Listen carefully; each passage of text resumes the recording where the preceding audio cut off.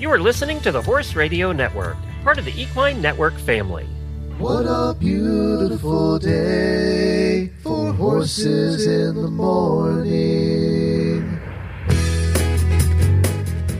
You are listening to the #1 horse podcast in the world. Here is your entertaining look at the horse world and the people in it.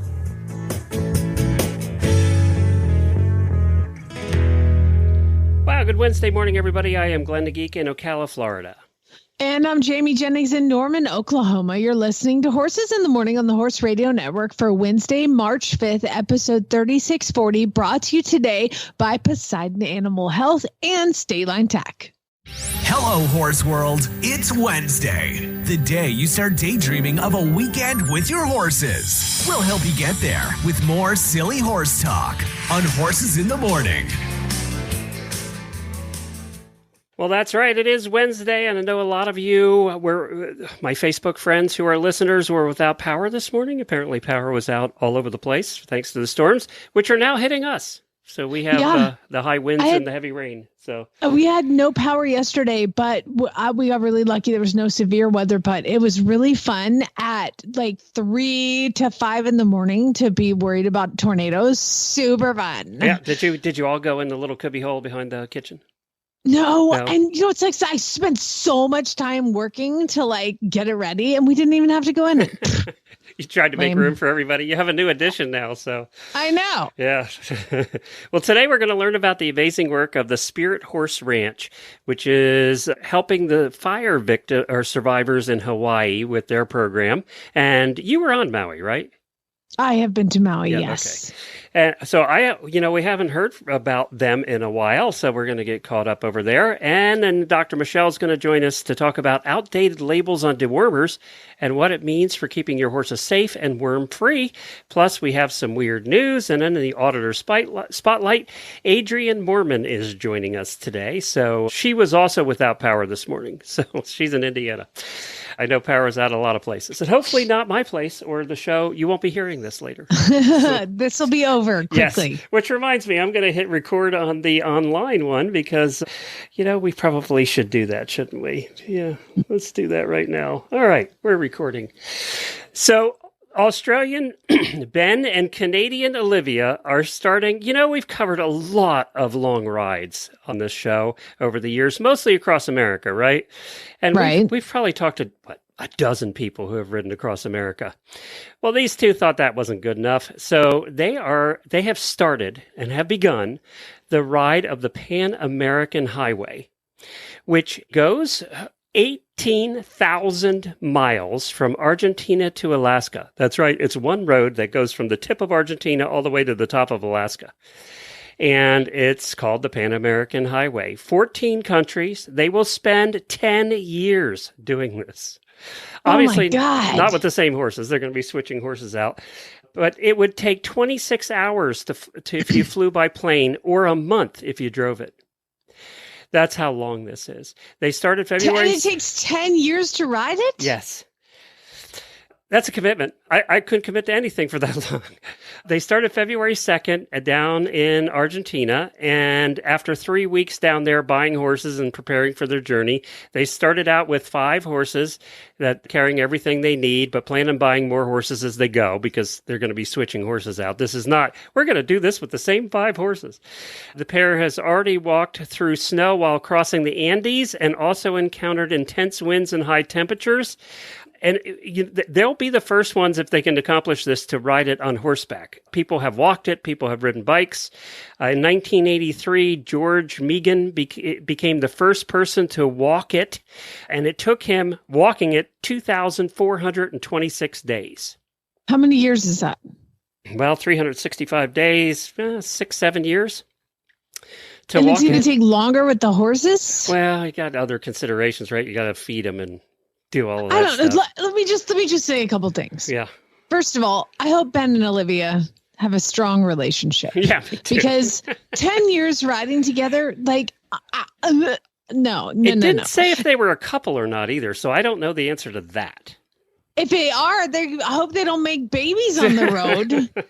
Good Lord. I think they're going to be too tired to do that activity. So that is crazy. And then the other thing is why? Why would you?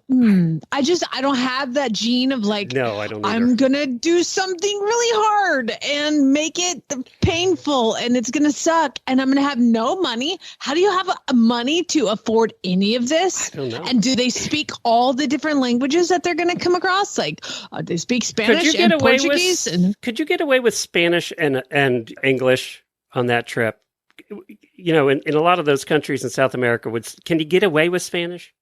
I mean, Portuguese is another one that they speak. I don't know where the Pan American trek goes through, but I don't know. I mean, cool. Good for you. You guys, you're amazing. I am so glad it's not me. We were following a couple who started in Alaska and was riding their bikes down. She was from Mexico originally. And we followed them and their treks all the way through Canada and down through the country and to her home in Mexico. And then all of a sudden, a month later, they were taking a break in Mexico. All of a sudden, a month later, he's continuing by himself. She bailed out at home in Mexico. Yeah. So to answer your question, it doesn't always work out.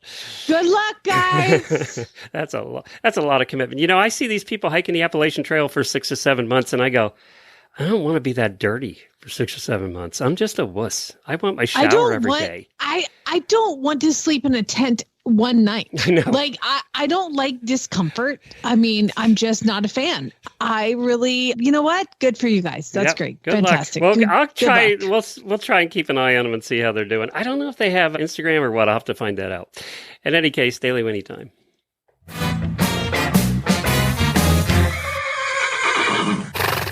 Well, no Auditor birthdays today, but I did want to give my Daily Whinnie to the auditors for making the Auditor Facebook room a safe place where people can get along. It is right now when your Facebook main feed is not a safe place where people get along. I love having the Auditor room there, and I think as this year goes on, we're going to really like having it. It's just, you don't have to worry about crap in there. And I don't know too many pages on Facebook where people actually get along. The ones for the local towns here, tiny little towns, God, they fight a lot. It's like, oh my gosh, I see stuff all the time and I'm like, I just don't care enough to write down things that happen like on Nextdoor. Like somebody, it's just the Isle of Shame page. Somebody was like, wow, I bought this item and I really didn't like it. And the rest of the 150 comments were giving them a hard time because they didn't like it. Right. Like in a million different ways. I'm like, why? Who has the energy? You know what? Just live and let live, man. Do your thing. Leave. Again, I think I'm in a mood where I just don't care about anything. Ride across the world. Complain on the internet. I don't care. I'm not doing it. The worst ones are the local groups around here, like Ocala restaurant word of mouth. One person posts that they love a restaurant, and then there's 85 people who can't stand the place, right? Every post is like that.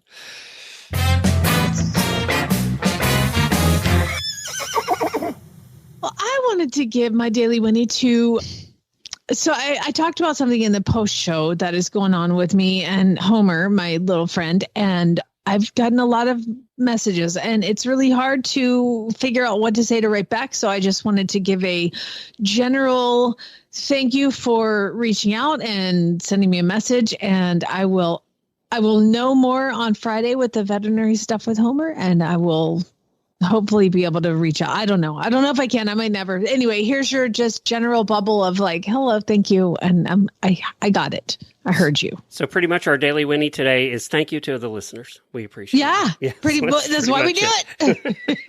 Without you guys, we would not be doing it. I mean, Jamie and I like each other, but not enough to spend 3 hours talking 3 days a week without you guys listening. So, I mean, seriously, we wouldn't be doing this on the phone just for fun. No. Hey, guess what? Ace comes back tomorrow. Baby Ace. Is he totally trained now? Thoroughly trained? He was trained. He just needed to get fit because I didn't want to ride a horse that had been off for 2 months, a young thoroughbred in February. Like, I just didn't want to. So I went to my surgeon doctor, like my 6-week checkup, like 6-week post-surgery. And she's like, okay. Sitting in this little room and she's like, can you reach your arm this way? And I did. And she was like, wow. And can you do it this way? Yes. And can you do this? Yes. Okay. Well, she goes, you know what? You are so far ahead of schedule. I think it's because I had the E-well and I've been PEMFing. I've been doing all the things. She's like, you are so far ahead of schedule. And I was like, really? She's like, yeah, you're doing great. Okay, I'm going to prescribe you 6 more weeks of physical therapy. Oh, no. And you said, screw that, doc? I was like, what? What? Why would you do that? She goes, well, you need to build up strength. And she was like, I mean, I know you're active. I'm like, I am active and I've been riding horses. So I was like, I can't think about that right now. Like, I know they want me to go because it's money for the whole thing, you know, I know that, but she's an actual, like, she cares. And she was like, I was like, I don't know if I want to do that. She was like, well, I really think you should do 6 weeks and then come back. I said, well, let me think about it. So yesterday, or 2 nights ago, thought about it? Not last night, but the night before, we had like torrential rain and potential all sorts of stuff. So I brought all the horses in, right? And I got them all bedded and I kept them. So yesterday morning, I wake up and I'm just like, oh, I don't know whether I should go to physical therapy again. It sucks and it's so far away and it just hurts and everything's terrible. You know what? I'm like, yeah, it's such a terrible day outside. Let me see what I can do. I was like, I told Chad that I would clean out my closet. Like, hey, we have this big walk-in closet and his half is like military man and my half, literally you can't get to the closet. Like, drive him nuts every time. There's a line down the middle of our closet, right? I mean, just left and right, like perfect military guy, and then just horse chick on the other side, just crap everywhere. So I was like, I told him on the next terrible day, I was going to do my closet. So I spent 3 hours taking clothes down, putting things up, hanging things, moving things around, putting a big box of all this stuff. And then I'm like 3 hours, I'm like, oh my God, that's amazing. Like, he's going to be so amazed. Right. And then I'm like, oh crap. I had the horses in all night and I haven't mucked the stalls. So what do? I hook up my little trailer and I drive down to the barn and I muck out all 7 stalls and I'd rebed them. So like they're deep bedding. So I mean, it took me forever. And then I'm like, I've got to blow out the barn aisle. So I blew out the barn aisle and I was like, I should clean out my waters. So I clean out all the waters and I get the barn floor clean and I'm done. I'm like, oh God, it rained so much. I need to drag the arena. So I hook up the drag and I go out there and I drag the arena and I get done. And I was like, screw physical therapy. Sounds like that. You had a whole day worth. It's my life. Like I build strength. Give me a break. My horse is coming back tomorrow from summer camp and winter camp, and I am mucking stalls, and I did the whole barn myself. And I'm like, I still can't put a saddle on because I can't lift weight that high. But I like if I'm dumping manure into like a wagon, like I feel like I'm fine. I'm fine. Done. Ready to go back to normal. Sounds to me like you don't need physical therapy. You're doing your own. It's fine. Are you with me? I'm with you. Are you with me on my side? They would have had you do a 10th of that yesterday at physical therapy, and you would have paid $100. So there you go. That's true. I feel like I'm done. You're so done. I'm just going to go back. Right. Okay, now my horse is coming back on Thursday, and there is a show on like the 15th, and I really want to go. And it's cross country. So do you think I would be okay to jump cross country? I don't know. I'm pushing it a little bit, just a little. I'm going for it. Do you want your horse to perform at its best? That was a good lead in because you do. Poseidon Animal Health has the veterinarian recommended supplements to keep your equine friend feeling their best. Is your horse stressed by travel or competition? You want to get some stress pays out for Ace. Or you, maybe both. Or me. Give it to both of us. Can help them stay calm and focused. Worried about your horse's digestion? Digestive HP and Gut Health Reset Pack can promote a healthy gut and keep your horse feeling their best. Poseidon Animal Health products are trusted worldwide by Olympic athletes. Get your horse the same champion treatment as them. Visit PoseidonAnimalHealth.com. PoseidonAnimalHealth.com. All right, now we're going to Hawaii, and she's getting up really early to talk to us. So bless her. I hope she's up. And so this, if you remember right, there was a bad fire. We all heard about it in Hawaii, and it destroyed the whole town and half that side of the island. And it was in Maui. And this ranch is doing some great work for the survivors of the fire and the people affected by it. So we're going to talk to Paige. She's the executive director of Spirit Horse Ranch. Well, hi, Paige. Thank you for getting up so early to join us this morning. Good morning and aloha to everyone. So, aloha. Jamie has been to Maui. I have not. So I wanted to ask you, how are things, the press moves on to other things and, then you don't hear anything about a disaster that happened a year ago, right? So how are you guys doing? What's the latest in Maui as far as post-fire? Well, we're about a year and a half after the fire, and Maui is moving forward. I mean, there's been a lot of community resilience, and so a lot has happened here, I think, quite fast compared to other disasters. That said, that's on the structural front. So there's been some building of private homes. They brought in some temporary housing for families to move back to the Lahaina area. But, they're small temporary, units that are not what you would consider a home that is cozy with all your things. So we're still dealing with, of course, the fallout of the trauma of the disaster. So we deal with, in what we do, we deal with all the stages of trauma, from the rapid trauma response to the long-term goal of full recovery. So we're kind of in the first phase of phase three, which would be the beginning of the long-term recovery. Some people are just coming out of shock, right? So they've got into a home that is temporary, and the reality of everything starts to set in. And life becomes a little bit people had grown up real in that area for generations and generations and generations. And I think part of the trauma too is that a lot of people moved out. So some family left, right? Yes, sadly, some family left. And so, that is a big heartache for a lot of people here, is that, they didn't want to go back to where their home was. There's too much loss. And then the idea of building again, it all seemed too much. Hopefully they'll come back. We're hoping that families will return and rebuild. But, some of them needed to take a break and just kind of go reset themselves and heal. And again, we really hope that they come back, because, there are island people. That's what makes Hawaii, Hawaii. Yeah. Now, Spirit Horse Ranch, you're out of Lahaina, right? So we are an hour away from Lahaina. Okay. So we're up in what's called the upcountry area, which was actually a plus for, what happened. We did have fires upcountry as well. But for individuals, everyone was displaced, of course.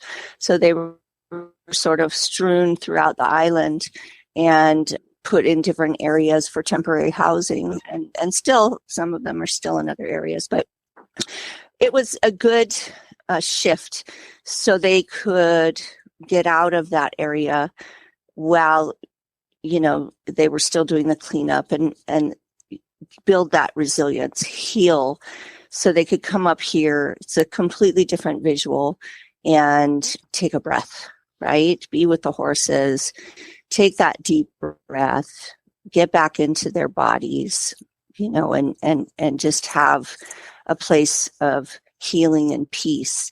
So it was really ideal. And our location was ideal for it. Well, we love the spot. It's just very healing, very culturally rich. Well, and on that note, tell us about the ranch. Tell us about the horses. So the ranch actually was started as a cattle ranch back in the 1950s by my mother-in-law and father-in-law. And then my husband carried it on, and we created the cattle brand in the 90s. And husband passed away, and my children and I decided to move forward. We had to mitigate a little bit. So we started trail rides and a burger restaurant for our beef, because we're small Barangas Angus cattle ranch. And I kind of created a trail ride that was slightly different. It was, no power domination and control, but more of getting to really experience the horse and the nature and the history around you. So that was sort of my beginnings growing up as a cowgirl. I was with my husband very young and saying, hey, let's treat the horses differently. I don't like that, cowboy style. And everybody thought I was a little nuts. But that was 40-something years ago, and things in the industry have certainly changed, with natural horsemanship. And so when COVID hit, I sat back and noticed all of the trauma, especially for our island. We're isolated and a lot of things were happening here and the youth was suffering. And so I was sitting with the horses one day and just said, I really wanted to, I'd had the idea for a long time, but I didn't really know which direction I wanted to go.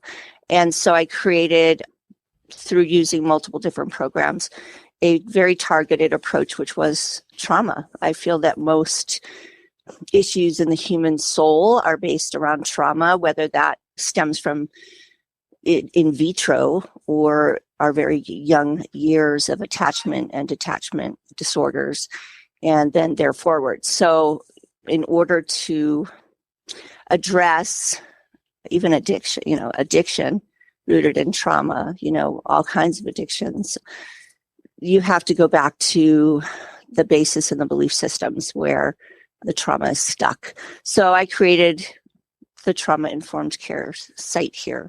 And luckily, there were a lot of places that had felt the same way, that there was a need. And so we were able to get certified across multiple platforms to be able to do exactly what I was aiming for. So you were set up for it even before the fire then? You were ready? Yes. Well, there was infrastructure and stuff that had to be done, but yeah, we actually were in our first year and just kind of, taking it easy. And, the fires happened and we didn't really have any funding for that type of recovery. We were based on healing youth, 11 to 17. That was my demographic. And when the fires happened, we just swung open the barn doors and said, everybody come for free. This is what we do. We're trained for this, and boots on the ground. And it was a lot.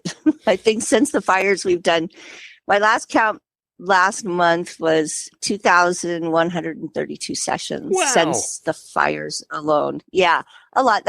My voice is a little rocky this morning. Sorry, because there's a lot of fog and we're a little tired, but we love what we do. We just went to Molokai yesterday, which is another island who has also survivors and family of those who were in the fires. And I'll explain a little bit about how trauma rolls, right? So we have an island, 176,000 individuals plus our outer county islands.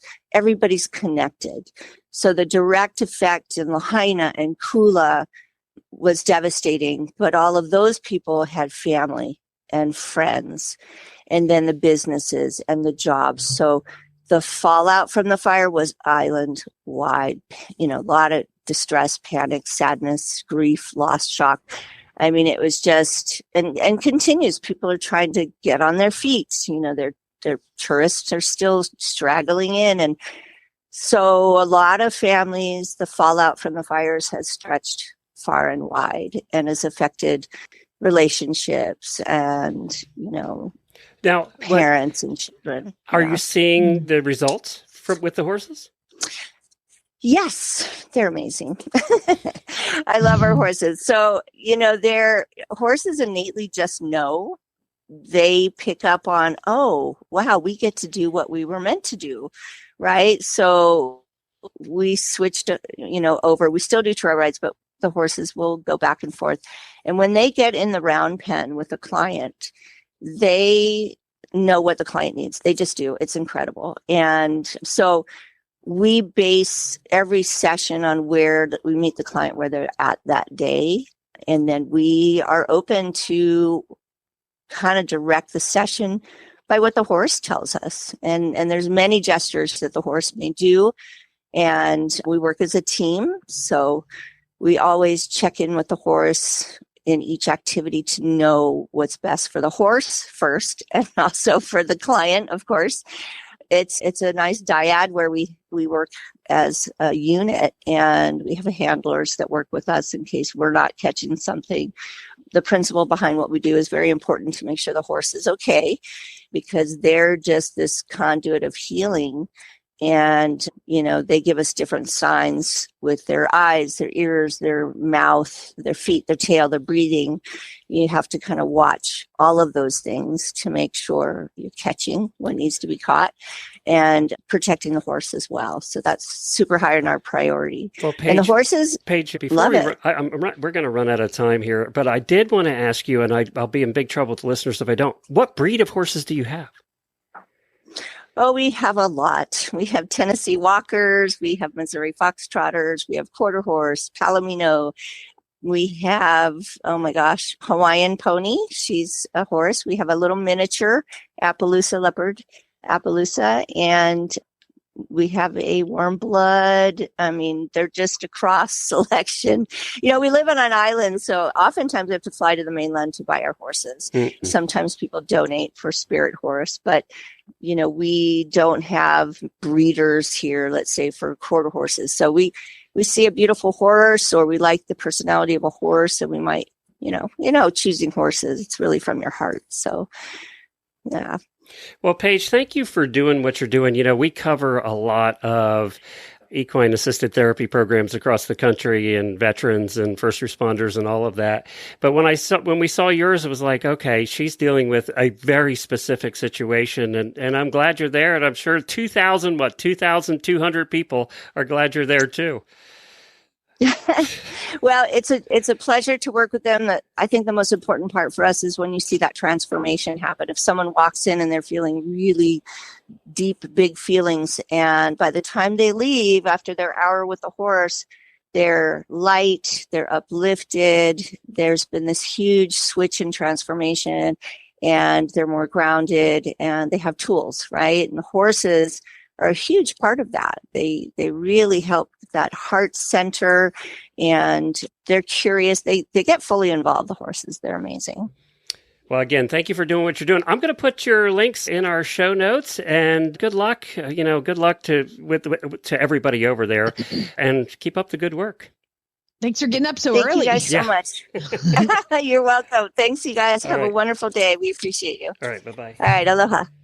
Well, she did get up early. That was probably 5 o'clock in the morning getting up, but it sounds like she probably gets up early every day, actually. I was going to say, she didn't seem like she was struggling. Yeah, she's a lot of horses. She would never commit to a number, like Mary Kitzmiller will never tell me how many animals she has, because I don't think she knows. But what good work they're doing there. And it was nice to get an update on what's actually happening over there. Yeah. Keep your horse cozy and comfortable all winter long with Gatsby medium weight stable blanket from State Line Tack, just $39.99. That's 70% off. This stylish and functional blanket is made from durable polyester fabric with soft plush lining. It features a single closure and leg straps to ensure a secure fit. The Gatsby medium weight stable blanket is available in a variety of colors to match your horse's style. Order yours today and keep your horse warm and happy all winter long. So that's the Gatsby medium weight stable blanket, just $39. And as always, you can use the HRN coupon code, get 30% off any order over $129. Enter coupon code HRN at checkout. And note, some products are not eligible for additional discount due to manufacturer restrictions, or if they're already 70% off. These are noted in your shopping cart. And next up, we have our Horse Health Report, brought to you by Daily Dose Equine Non-GMO Core Nutrition for horses and ponies of all ages. Well, I would like to welcome our guest, Dr. Michelle DeBoer, and she is going to talk about something that is it's terrifying to people like me, but not so much to Glenn because he doesn't handle this. And what we're going to talk about is deworming and the labeling and the efficacy of it and all of the scary things that are going on right now. Hi, Dr. DeBoer. Thank you so much for joining us. Thanks so much for having me back. Well, you wrote an article that I just thought we needed to get into. And why don't you tell everybody a little bit about what you wrote? I mean, you can explain it better than me.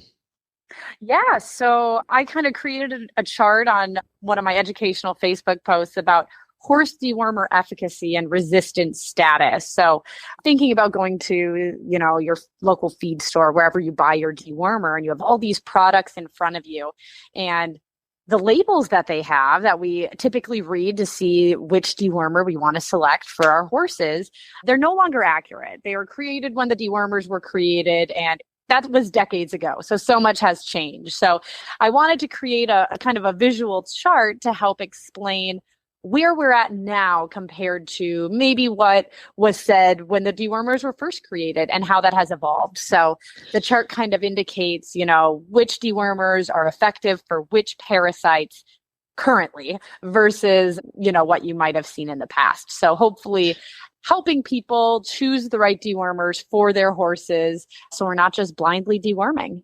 Now, I looked at this chart and it freaked me out because, and here's how the chart kind of works. You've got on the top, you've got all the kind of the drugs for the dewormer, pyrantel, ivermectin, moxidectin, praziquantel. And then on the left side, you've got the large strongyles, the small ones, encysted ones, roundworms, pinworms, tapeworms. And if you go across, it shows like which dewormer is kind of the preferred choice for some of these worms. Now, what scares me is like the roundworms and the large strongyles and the small strongyles. There's no preferred choice for those. Yeah, well, so the preferred choice, at least, so that's just showing like when there are multiple options, we tend to pick one over the other one. And so for like the large strongyles where everything is green at the top, it means all of those dewormers would effectively treat the large strongyles. So you can pick whichever one you want and that would be effective. The one that's more concerning to me are going to be the ones like our small strongyles, our tapeworms, where there is no, or the ascrids even, there's no green option, right? There's no option where resistance is not observed. And so now you're picking kind of, well, what's the most effective out of the options I have, but none of them are going to be 100% effective. And so that's the part that scares me, is that we have so much growing resistance where you can use that dewormer to treat those parasites, but there's going to be some resistant populations that survive that deworming event, that, they're exposed to the dewormer and they live anyway. And so that's kind of what we're trying to combat at the moment. Yeah, I mean, that's the whole kind of scary part, is there's no like, this one is for this worm, and there's not one dewormer that you're like, oh, this gets it all. Like, oh, exactly.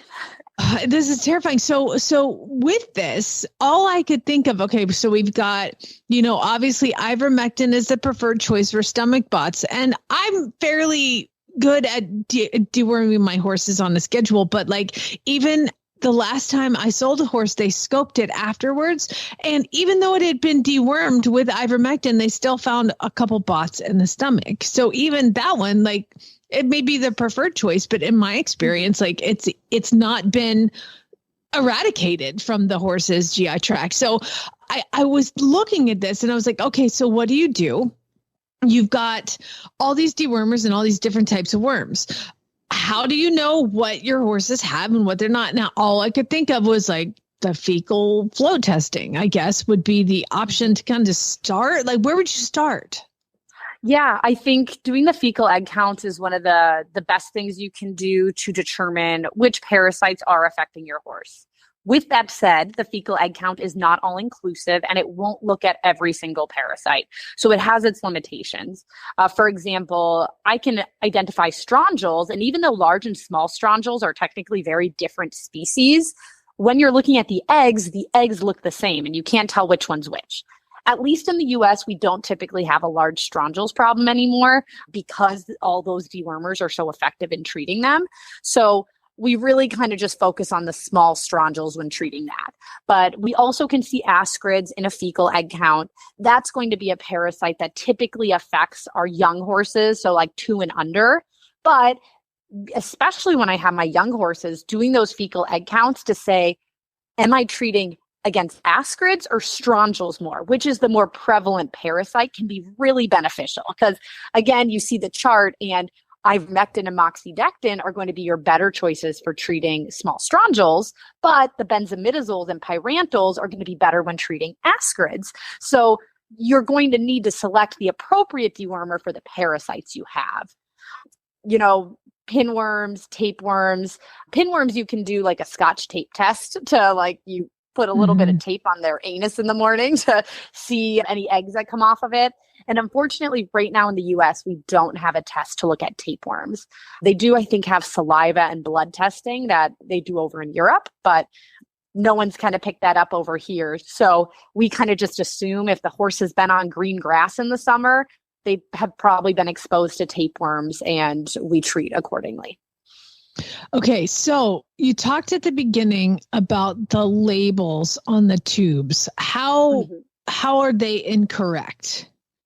So the labels on the tubes were created and based off of research that was done when the dewormer was first created. So that might be in the 70s, or I think the most recent ones were in the 90s. So regardless, that's over 30 years ago, which makes me feel old because it shouldn't be that long ago. I was a grown person in the 90s. Oh, God. But so you have these dewormers that were created that long ago. And the recommendation, even when I got into the horses in like the mid 2000s, it was rotational deworming is what you did. And so every other month, you just rotated through dewormers to control parasites. And while that helped control like our large strongyls, the other parasites were able to adapt and overcome these dewormers. So over those decades, as these parasites were repeatedly exposed to these dewormers, they adapted and evolved and got traits that allowed them to survive those dewormers. So over those decades of exposure, we now have parasites that the dewormer that was originally designed to treat them just doesn't work anymore because we're working and treating kind of a different type of that species, a more evolved, a more adapted form of it. Okay, and I got to interrupt you there. Bug. I got to interrupt you there because so as a simple horse husband who's listening to all of this, the part, about them adapting, I always wondered about that because they're dying off all the time. So how do they adapt? So you are going to have, some that are capable of surviving that deworming experience based on some of the traits they have. Sometimes it might be because the horse was underdosed, right? You gave them the dewormer, but you didn't give enough for it to kill everything. And so some of those parasites were exposed to it, but not exposed to it at a level that was capable of killing them. And so that's kind of how they get smarter. So then they right? have babies that are then a little bit better at fighting it. Remember Jurassic Park? Life finds a way. Yes. And it's similar to, what you'd see with like antibiotic resistance, right? Like, a very similar thing of, we have these little, in our case, these parasites that just kind of adapt and just get used to their exposure. And the ones that survive then reproduce and create more that are capable of surviving. And then ultimately that population just becomes so saturated with those parasites with resistant traits that can survive deworming. And that's where we get into an issue, is when we think we can kill all the parasites, we try to kill all the parasites, and we really only kill off the ones that are capable of dying. And we kind of want some of those parasites there to help dilute that resistant population. Mother Nature is fascinating, amazing, and scary all at the same time. Right. It is. Okay, so I remember, back when I was a kid, I was a grown human in the 90s. Back when I was a kid, the whole to deworm your horse, what you did was you gave it tobacco and peppermints. So are we going to have to go back to that? Or what do we do? What do we do? This is so scary. Yeah, that must have been a Georgia question. thing because we didn't do that in Pennsylvania. So. Oh yeah, I'm from Georgia. Okay, sorry. I think my farrier told us that, but I definitely have heard that on a lot of my deworming posts. People are like, I just give tobacco and that's just fine. I really think for our future, I think there's a few directions we can go. One big thing that I am a big proponent of is how can we prevent this spread of parasites and parasite exposure in our management practices, right? So now removing that chemical dewormer altogether, manure management, pasture management, how you're dividing your herds up, all of those things can help reduce the spread of those parasites and reduce parasite transmission, which can then help, reduce how frequently and how much I need to be treating these horses. I think ideally, having some new dewormer options would be great. They've been coming out for other species. I believe like a sheep or goat one came out about a year or so ago. they tried it on horses and it just wasn't effective. And so we just need more companies that are willing to expand into this and look for these options. But I think right now, so many people are still rotationally deworming and buying these dewormers that maybe financially or fiscally they don't see a need. I don't know as much in the politics of it, but I'm like, that's where we need to go. I would say is looking at other options, looking at maybe prevention. I know they've looked at predators, like parasite predators that can be unleashed in the environment that will eat these parasite eggs or larvae and help, again, prevent the spread of it. So again, what are we doing in terms of treating the horse versus what are we doing in terms of prevention and management? I think would be the two angles that we could come at. Okay, pasture management and prevention. Where can people go to learn more about that? Well, so my main guideline has always been the AAEP internal parasite guidelines. I don't know if they really highlight as much on the management side of things as they do into the nitty-gritty science of the parasites and the fecal egg counts and doing reduction tests. I would say typically a lot of state extension pages probably have some of those guidelines and recommendations out there. I would say your biggest bet is going to be picking up your manure, disposing of it properly. Like for me, we compost. So if you're picking up your manure once or twice a week, typically that's how long it takes for the larva and the parasites to develop into an infective stage where now the horse consumes them and will ingest them and continue that life cycle. So if you're picking up that manure, you're composting it, because if you just go and spread it right back on the pasture, you didn't kill the parasite eggs. So you need to truly compost where it gets to high enough temperatures, you're killing it off. I think that's one of the best things you can be doing to help trying to stop this cycle from perpetuating. But yeah, I'd say looking at any either extension or veterinary resources can also help with additional recommendations for your specific region, because we will have a lot of regional differences based on climate of how the parasite life cycle is occurring and seasonally how that's changing. Well, what I just realized is that this could be your next article. Where do we go from here? So fantastic. Well, Dr. DeBoer, thank you so much for joining us and just giving us so much to think about and taking your time away from your busy day to let us all know about all this. And where can people find the link for this so they can also be scared to death by your little box here? If they go to Facebook and look up my Equine PhD Facebook page, the little picture is just a horse eating an apple, and that kind of has all of my informational posts. I have quite a few on parasites and some other horse management things, and happy to answer any questions about it if they get there and are scared to and want to know what to do. Perfect. Fantastic. Equine PhD on Facebook. Go check that out. You can see the what would you call this? I'm losing the word. The little box here. The chart. Okay. The chart. Go see the chart. You guys take a look at this and then do some research and see how we can help our horses. Dr. DeBoer, thank you so much for joining us. And I can't wait to talk to you again soon about your next article. Yes. Thanks for having me. And I look forward to it. All right. Take care. Well, ever since we had Poop Week and we learned about composting, she was talking about composting.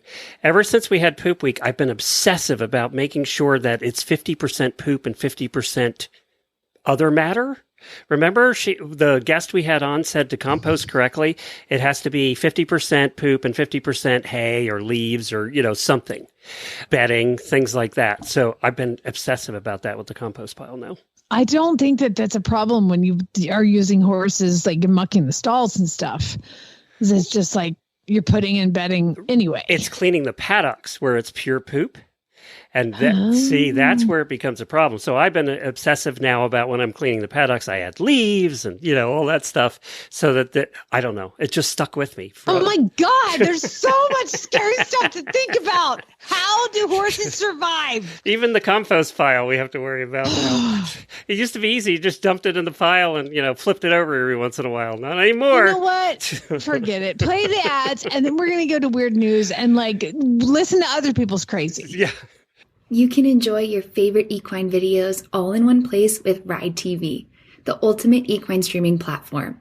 The newly relaunched Ride TV has all the series you love, like Cowgirls and Ridiculous Ranches, plus top-tier training videos and event footage from BailRacing.com and Horse and Rider On Demand.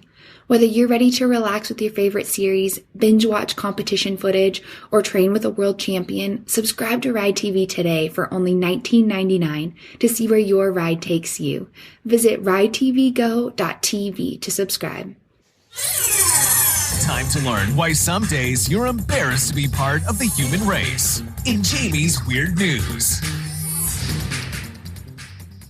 Yes, it's that time of the week again where we just share in the idiocy of other people. And a lot of times we'll have like weird news stories that happen with animals. None of that today. Just stupid people and really weird things. So we're going to talk about that. But I would like to thank Delia, Lorraine, Ina, Shelly, and Debbie for all sending me multiple weird news stories. You guys are awesome, and I really appreciate it.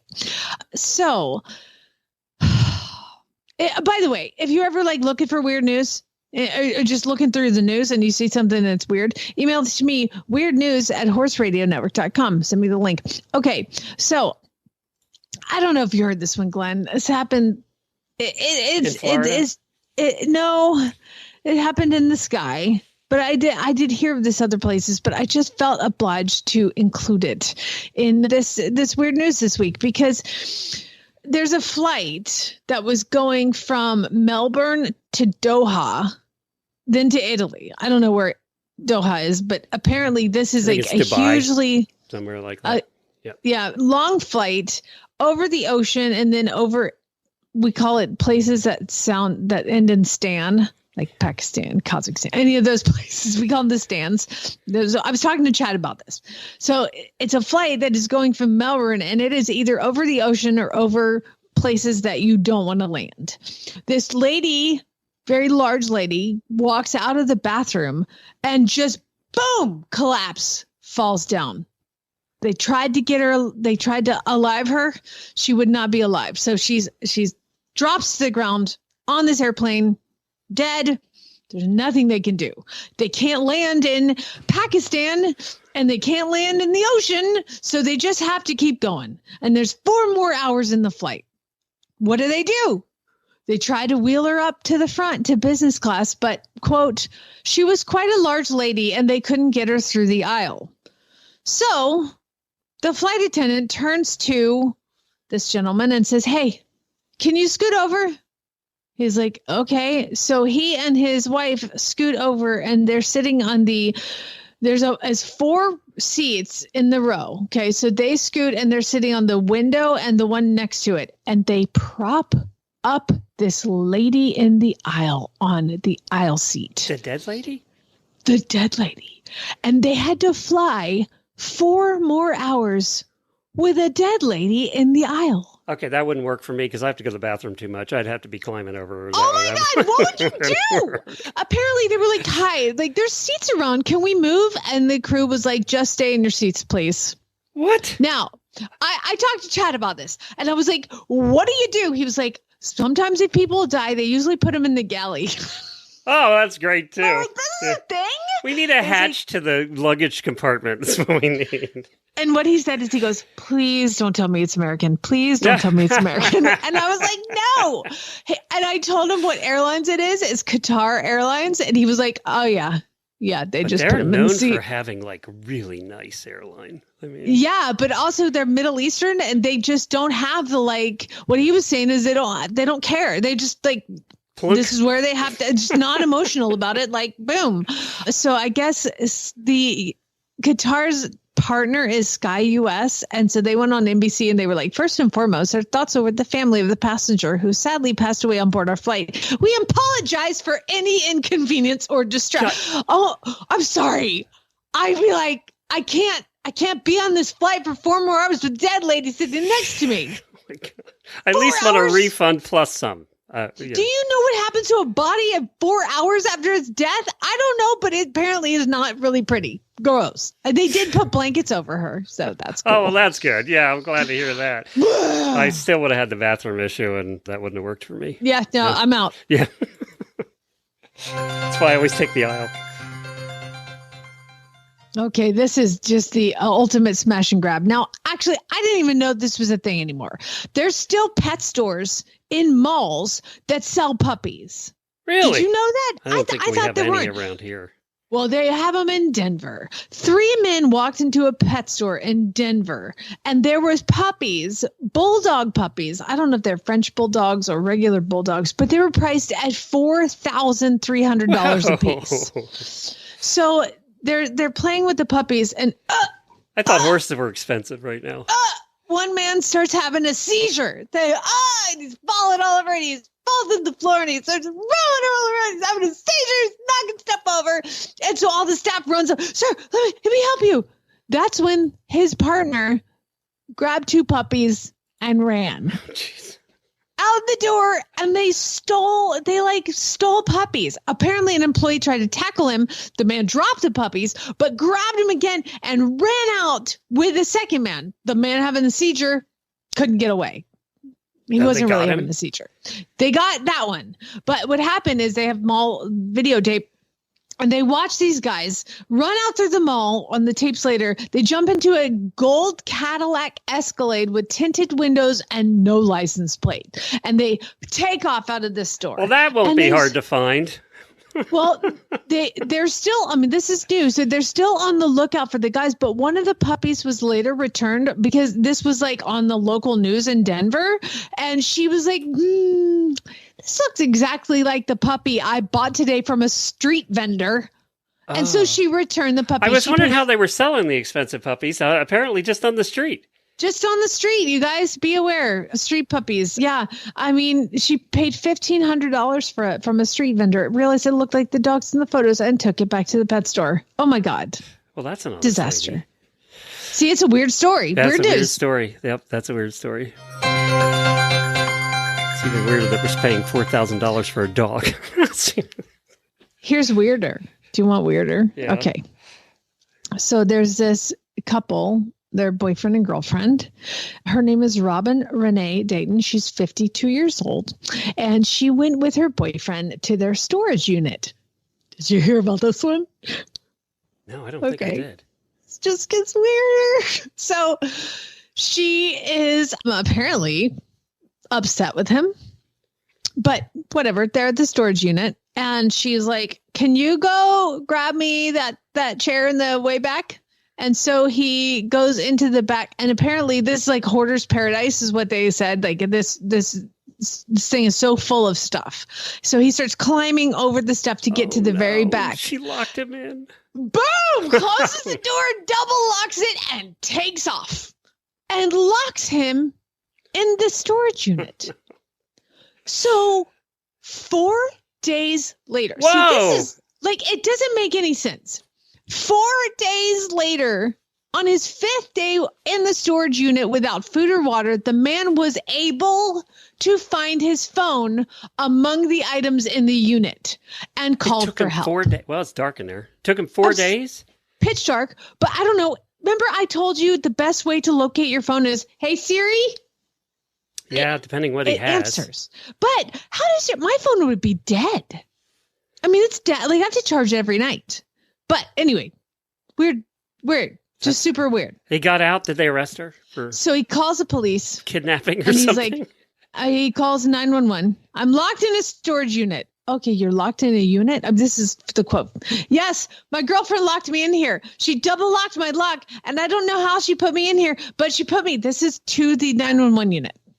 But she put me in here, and I just now found my phone inside this storage unit, and I've been here since last week. I just need out of here. I can't breathe. I haven't had nothing to drink or anything. So obviously they get him out, and then they transport him to the hospital, and they arrest the lady who locked him in. So he gets out of the hospital, and his girlfriend's in jail. So then he's like, I don't think that she locked me in there on purpose. I think she just forgot that I was in there. And so he's now redacting his story because he's like, I love her. I'm sorry she tried to murder you. Yes. The lieutenant's quote is, "We believe that she truly intended for him to die in that storage unit with no food and no water and no outside source of anything. She knew she locked him in there and never went back to check on him. She faces kidnapping in the first degree and attempted murder in the first degree. Wow. She's being held without bond." And her boyfriend is like, "Please, she didn't mean to. She didn't." Like, they drove there together. They went in there together. And then she went home without you. Yeah, I And think you she haven't kind of turned knew up. you were missing for 4 days. Pretty sure she was trying to kill you. Yeah. But yeah, he's like, I know it sounds bizarre, but please, I don't think she didn't mean to. I love her. Oh my God. That's weird. That's a weird story. We got some weird ones today. I'm exhausted after those 3, but I'm going to give you one more. Why? Because it's in Volusia County, Florida. That's right. We're going to go to Florida. And I'm looking at this picture. So an 18-year-old girl is mad at her boyfriend. And what does her boyfriend love more than anything? When you're 18, what do you love more than anything when you're 18? There's Your several car. options there. Yeah. Yeah. Let's go with car. Okay. So this guy loves his car and she's mad and she's like, forget it. He did me wrong. I'm going to do him wrong. And so she eggs the bejesus out of this car. She must spend $1,000 on eggs. Just egged it. And then it's a black car and she took yellow spray paint. And I'm looking at a picture of the yellow spray painted car. And most words I cannot say on this podcast, but one I can say is "you are devil." It's spray painted on his door, and lots of other obscenities on this car. So she was mad. She wanted to get revenge against her ex-boyfriend. No word on what he did, but I'm sure it was terrible and he's probably a jerk. However, the problem is, what's in his car? Real? Oh, she did somebody by accident? She vandalized the neighbor's car. Oh, It wasn't they were even the ex-boyfriend's car. They came out and said, "What did I do?" Oops. So now she's been arrested and is facing charges related to mischief and alcohol consumption, because you're going to be shocked. This 18-year-old was drunk when she vandalized the neighbor's car, thinking she had vandalized her boyfriend's car. That, my friends, is Florida. Was Carrie Underwood waiting around the corner? At least Did she did slash the right tires? car. Did she get that part right? I don't see the tires. It just looks like eggs and spray paint right now. So Too much Carrie Underwood for her.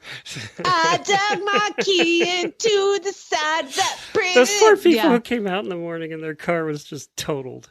Oh my God. It is awful. And imagine if, like, okay, I walk outside with Chad. We live on the city streets, and I walk outside and somebody has vandalized his car, saying something about cheating and the devil. Oh, I'd be like, yeah. what did you do? Oh my God, you're Like, right.